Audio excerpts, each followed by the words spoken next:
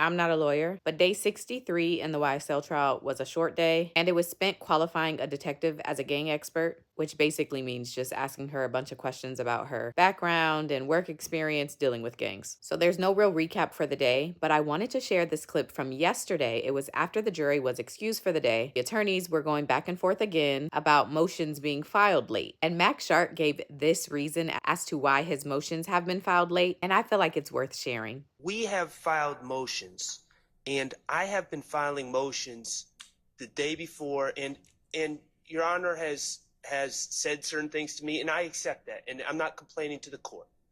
But the things that I have filed in those motions are legal arguments that I never thought I would have to make because I did not think the state would ever try to admit such evidence.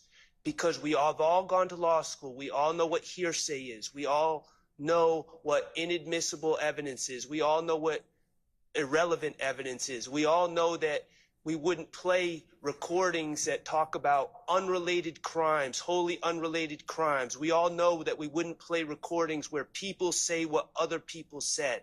So that's, respectfully, Your Honor, and maybe I haven't articulated, that's why I haven't filed these motions. But when I see the state put in their anticipated evidence coming forward through Investigator Dennis, a PowerPoint presentation that is just full of hearsay and full of incomplete, irrelevant, extraneous information, then I actually was put on notice at that time. I said, the state really thinks there's no rules to this. So I really need to start flagging everything.